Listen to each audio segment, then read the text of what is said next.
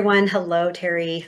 Hi, Stacy. Great to see you. Oh, you too. And so, as we begin our conversation for today, we were visiting as we do about, and just so to give the listeners a little bit of more background as far as we kind of check in together about where we're at, and usually life events or whatever.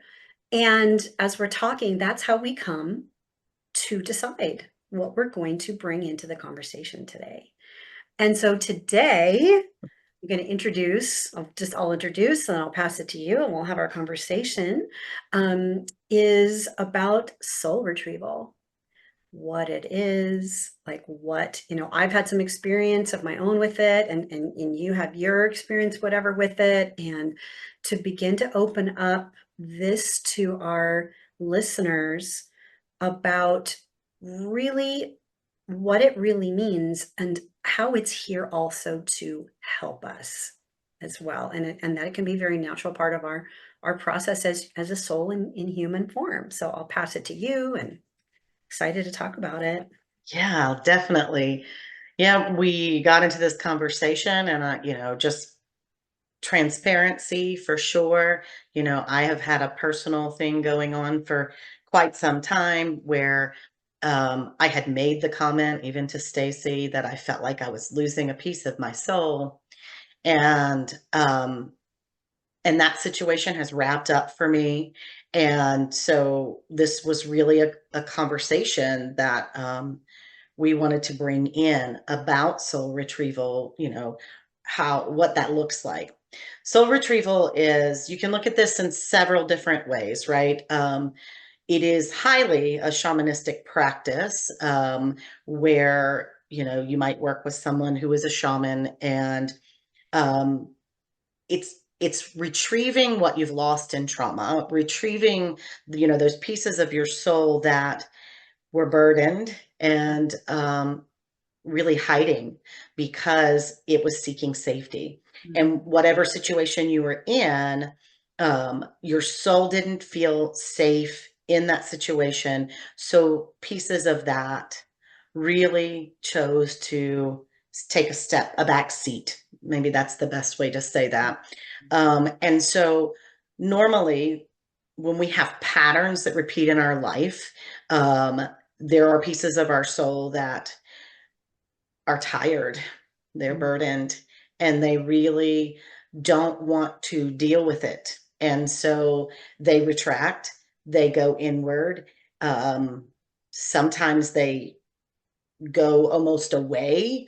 And really, in soul retrieval, is the practice in which we're gaining those pieces back of our Mhm. soul and of who we are. Mhm.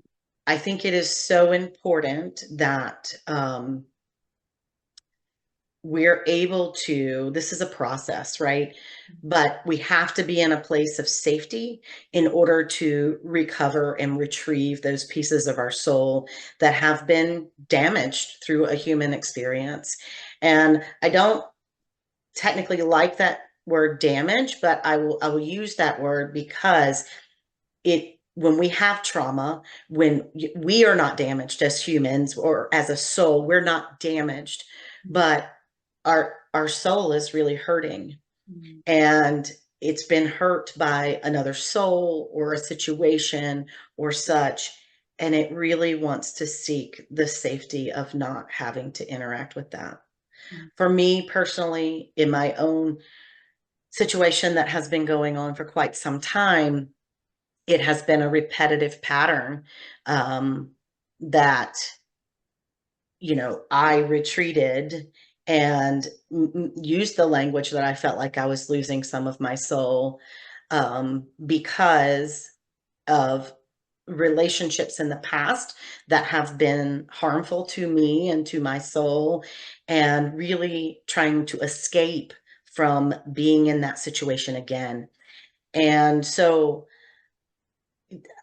Stacey and I talked about this morning that, this is even something I'm going to work on for the next while personally, because I want to retrieve those pieces of my soul that have gone into hiding. And I'll pass it back to you, Stacy, and Mm, um, so that you beautiful. can have some words on this. All right. So many things were coming in as I was listening, and I guess I'll start with how this bridges and relates with mental health. And each of us on our own unique journey with regard to if and how much of a soul and whatnot goes into a protective mode, as you said, from trauma. We're not saying, I mean, I don't know if we can say it's always related to trauma, but I think it's probably pretty darn likely. And so people might be wondering, like, how would I know?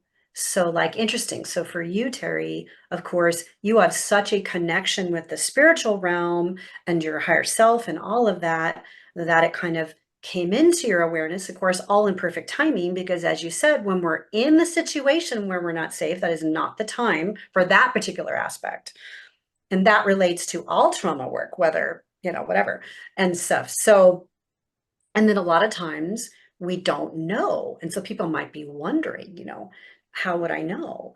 And so certainly, like you said, it's something typically that the process would be done with a shaman. And I'll share a short, not that it's a long story anyway, but an experience I had where I inadvertently, unknowingly opened up my own soul retrieval. I was doing a guided visualization from a certain individual.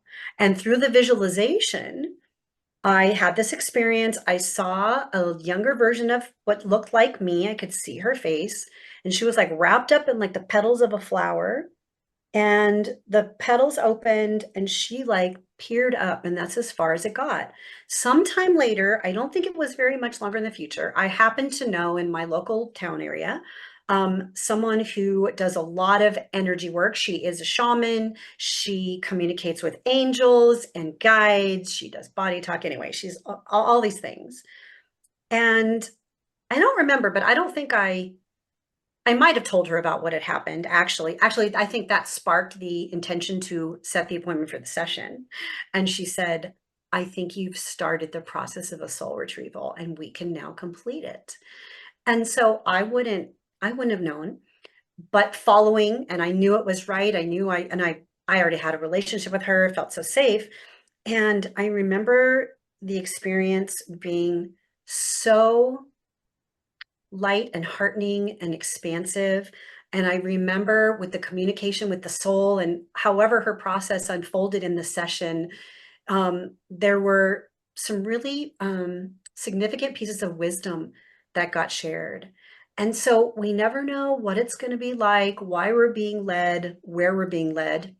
But this is why we bring up these conversations in this podcast, because with the mental, those of us who have struggled with what we would call mental health dynamics and such, that therapy has its place, talking about it has its place, coping, managing, all the things.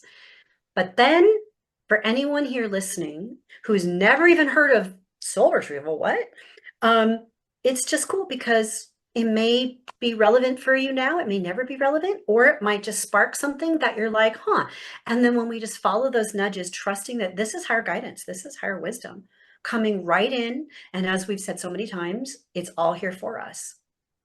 It's here for us to help us and guide us. And these are aspects of the journey that we can say, right, especially because it relates to trauma, not designed to be done all by ourselves, right? So there's aspects though that like I unknowingly like found myself there. But I think it's interesting that my body, my experience, however that flowed, it stopped where it needed to stop, right? So that this woman, Gail, could guide me to the next piece and next piece.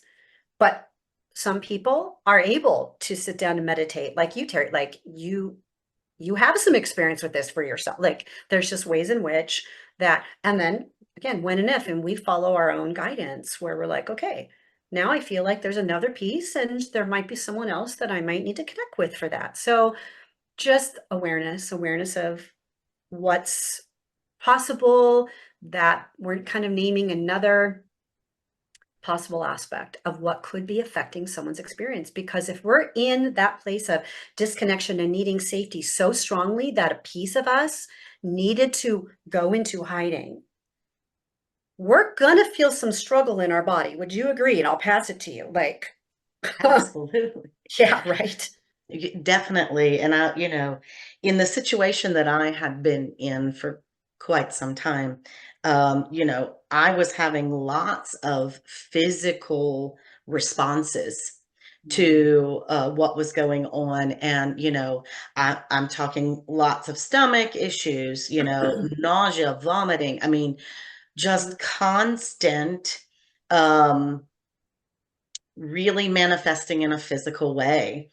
And, again, I want to reiterate something that you said, Stacy, about being able to be in a place of safety in order to be able to do this work, right?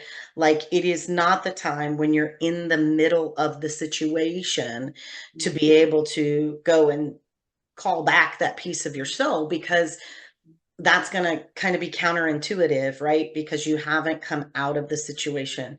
But once you have kind of broke free of the situation, whatever it is, right? Whether it's a relationship, a dynamic, a one-time thing, whatever it is, you have to be distanced from that for your soul to feel safe to say, oh, here I am. Here I am. And as you shared, you know, we can I want to say this about soul retrieval, and for my own personal soul retrieval. Stacy shares about she saw this younger version of herself, that was how beautiful, just being surrounded by this flower, right? Which also speaks to the opening up of our higher level of consciousness. But it is very likely, I don't know, I haven't started yet in this soul retrieval piece, but it is very likely that pieces that I've retrieved before have retracted again, because this situation was really a repeat of something that has repeated in my life for 25 years. And, you know, I'm sure that I will see even the youngest pieces of me who have retreated. And it is even possible that I will see the different ages where this pattern repeated itself, as I'm working through this soul retrieval, because, for whatever reason, this situation was something that I felt I had broken the pattern already. And obviously I had not. And it speaks to whatever I'm supposed to learn from that situation had not fully been learned. And I definitely know that this time around, I handled it very differently than I have in other times. Do I hope that the pattern is broken now? Absolutely. Like, absolutely. I could go the rest of my life, my human existence, and not repeat this pattern. But obviously, I think this is one of those things that I definitely wrote into a soul contract. Um, and I think I was supposed to learn different things at different times. And it was important for it to repeat so that I could continue to expand on that. But as a soul, the past hurt that this has caused and the current hurt that this has caused, you know, the soul is still going to, even when you're in a high level of consciousness, the soul is still going to say, ooh, peace out. I don't want to feel this. And so, and not your whole soul, let me be clear, but but in order, as I move forward into more what I feel like is my soul's work and my soul's journey, it's really important that I am retrieving this piece of me so that my whole soul shows up. Right. Right. Beautiful. Beautiful. I love that piece, and to emphasize a little more about whatever level of work we've done in whatever timing is just what we need for that period of time, that there can be many aspects or of the one soul piece or whatever it all is. Because to remember that we're not doing it wrong or getting it wrong.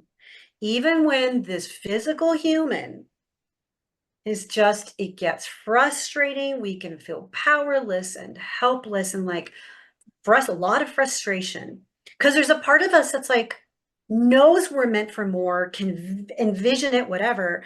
And then there's the so-called other reality where, but yeah, but I'm still in this. And sometimes it feels like downright suffering.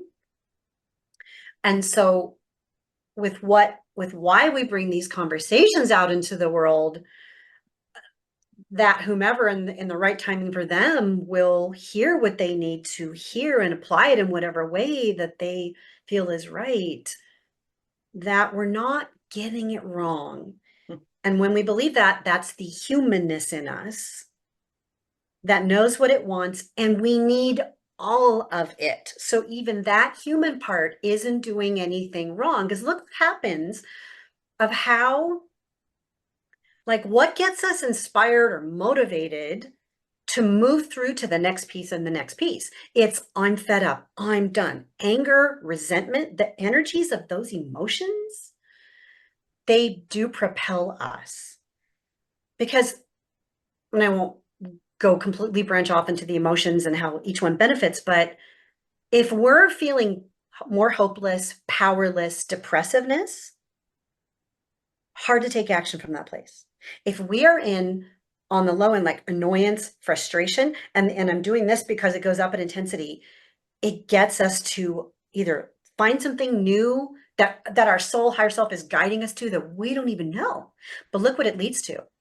You know, over the years I'm working with my lovely clients, you know, it's so beautiful to see that when they've had enough, that's when they start to set the boundaries and say, no, I experienced that. I mean, I would love to think that bringing in through these conversations, we don't have to wait until we are in that space. However, it will bring us there because it's what we need. And I'll pass it over to you. It's beautiful. Yeah, and I just want to say this is in my own personal journey, right? Like not speaking to how things unravel for other people, how, this happens.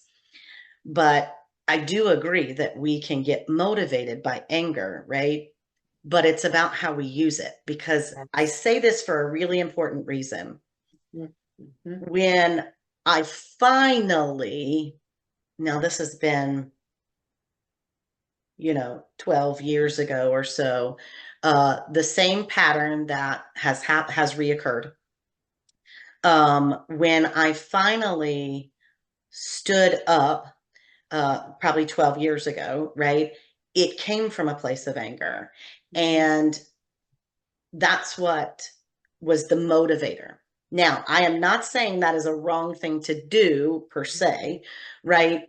But I have to tell you now, all these years later, Mhm. the difference in the approach to this pattern was it didn't come from that place. It Mm. came from the place of, no, Yeah. I'm done with this. And Mhm. and it was so rewind. I would, even when it came from a place of anger, I would not be disrespectful to other people, so that's Right. not how I mean it. Right.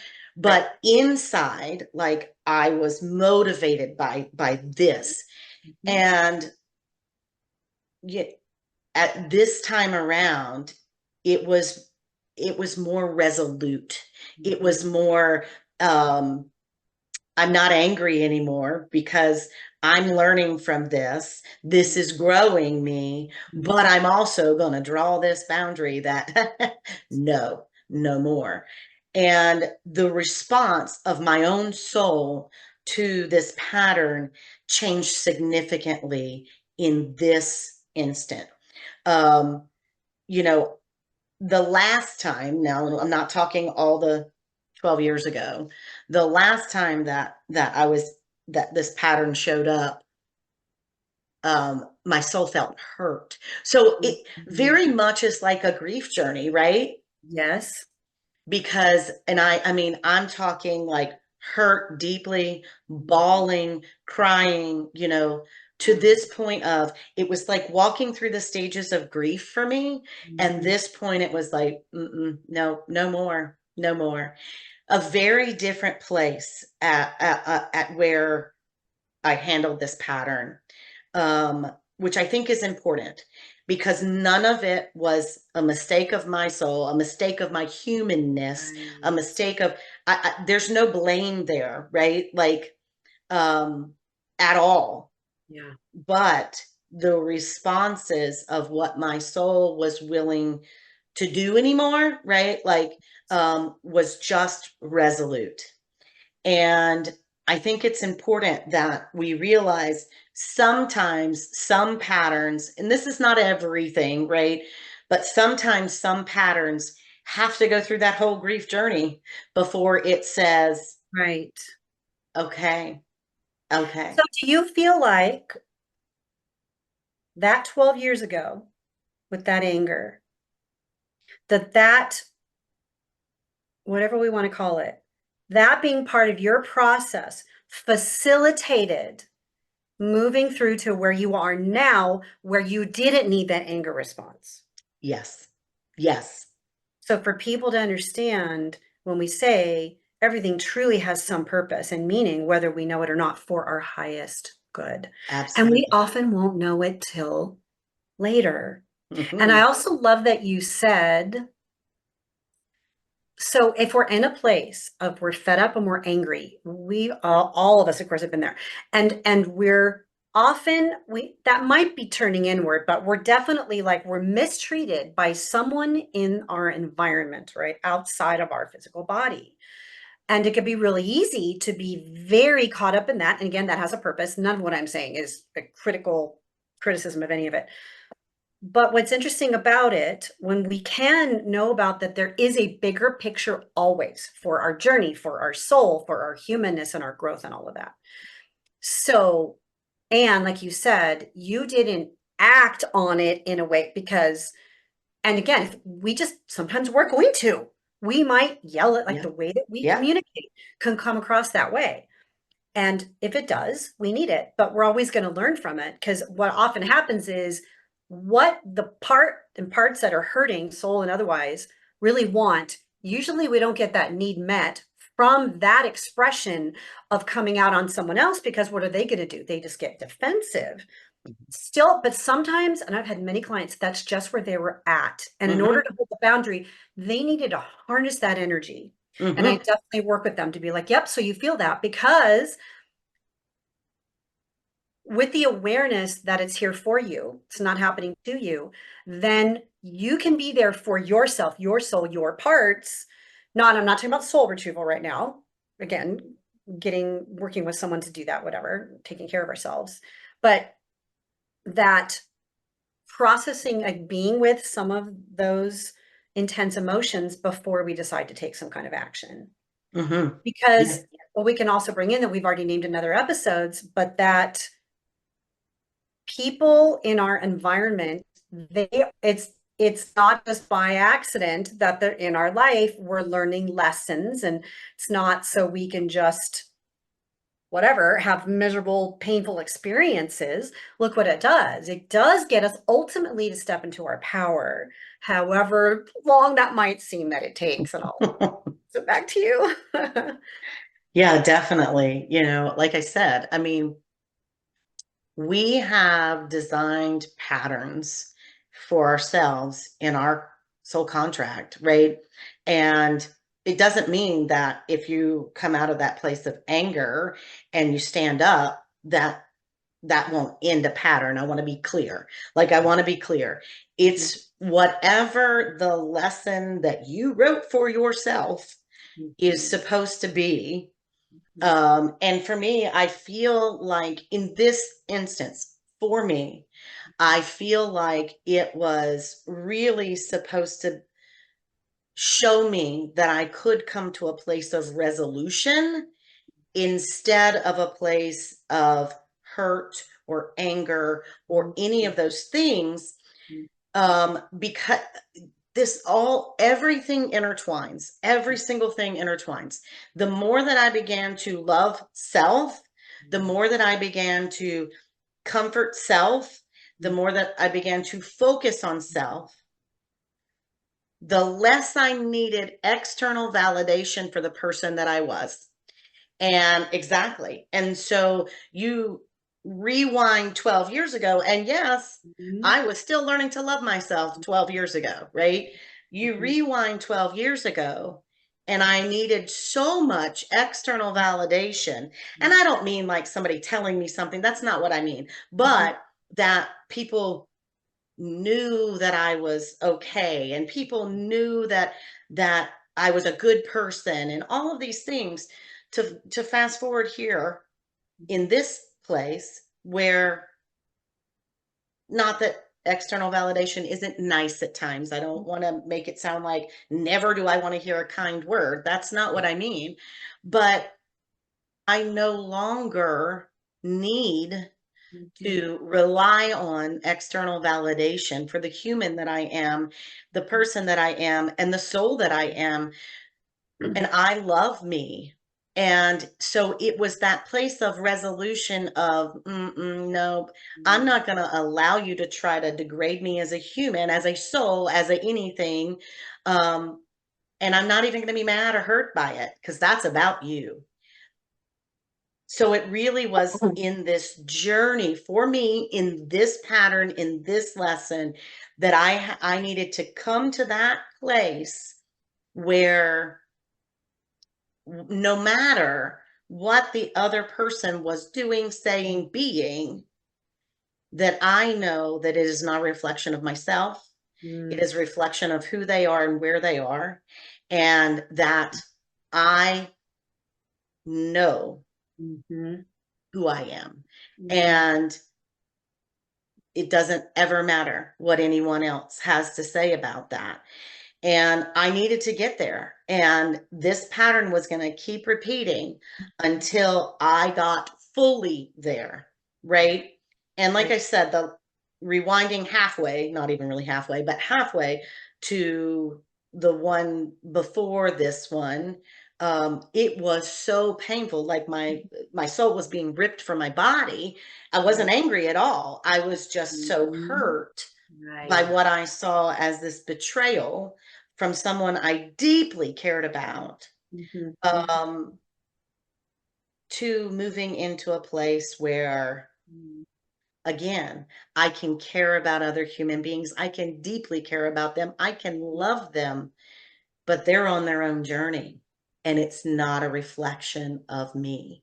Yes. And I needed to come to that place. And now I feel like, circling back to the soul retrieval, Mhm. I can go back, Mhm. retrieve that piece of my soul that I've retrieved before, Mhm. and mend it back together so that it's there, and it no longer needs to hide. Yes. So beautiful, bringing it back to self-love. Yep. It's just getting more and more deeply connected with all that we are, Hmm. all that we are, precious divine beings in a human form that we're having lots and lots of experiences, but it's not all for, you know, nothing. It isn't just random as what we are presenting here. Um, that is happening for us. And it's a beautiful experience to come into. I just kept hearing in my mind, like stepping into our power, just meaning not power over anything, but when we know, because it goes beyond belief, when we know all that we truly are, and we don't really know that until we can feel the essence of our lovingness. But that all of your experiences, all the emotions are, they're guiding us to this, what we are talking about. Absolutely. Moving front through pain, sadness, hurt, anger, like all of the whatever the emotions are. And then it's just like the knowingness, it just is. It's not like, well, I'm this because this. Like it's beyond reasoning. And when you like it, it's a really, I can speak for myself, peaceful, easeful space on my journey of freeing myself through all that we're talking about from determining my worth or self-perception through what other people say or do or how they treat me. And I won't go into it. I'm like recovering people pleaser, like no longer anymore, but it's not easy to shift or comfortable to shift these patterns, but we are all doing it. You're all doing it in your own way, in your own time. And what a beautiful conversation as we move to closure. Anything else that you want to say? I'll let you kind of close up and Yeah, I'm just going to remind everybody that, this is a journey. It is not an overnight something. It is a journey, and it's one that we will continually develop on, I would say until I take my last breath. Mhm, Um, I will be learning something and developing in some way. mhm, That's part of the journey. mhm, Nothing, the old quote, life is a journey, not a destination, right? mhm, mhm, I really, really believe that because we our destination is after we leave this body, right? mhm, Like, mhm. Yeah, and if we stop growing, if we stop learning, we stop developing, like, what else is there? I mean, that's right. why we're here, right? Yes. So I really just want to remind people, and this is easy to say, harder to do, but Yeah. to don't get frustrated with yourself. I mean, you know, yes, I have learned so much in this journey. I have come so far in this journey, but I still have days, Yes. hours, whatever, where I'm like, oh God, Yeah. like I can't do this, and those human mindsets creep in. So don't get frustrated with yourself. Don't beat yourself up because what we're trying to really, really say in so many different ways, in so many different practices, is to have grace for yourself and love for yourself, no Yes. matter what, even in Yes. the mistakes, because sometimes we do make mistakes. We're human. Right. Right. Even in the mistakes that we make, um, really having that grace and love for self is it's the epitome. It's the epitome of where this journey is going. And again, it will never be 24 hours a day, 7 days a week, ever, ever, ever. But the more that we practice, the more that we develop, the more that we grow, the higher that we get into our consciousness, the more joy we experience, the Mhm. easier it is to take all the things that are thrown at us because the Yes. throwing at us doesn't stop. Right. That doesn't stop. But it is about, you talked about the power, right? Like it's not power over anybody at all, but it is that power of understanding, that Yes. power of knowing. Mhm. Um, Mhm. really gives us the power in which to continue to step forward and learn and develop and grow. Yes. And you're not alone. We're here. There's other resources. So if you're at an aspect of your journey where you're just, like you said, what we say sounds so simple and easy. It is simple, but it's not easy. And there are times where we do need some support. So you can certainly reach out to us and any other resources you may have. And thank you so very much. What a lovely conversation. Yeah. Thanks, Stacy. See you next See you all time. next time. Bye-bye.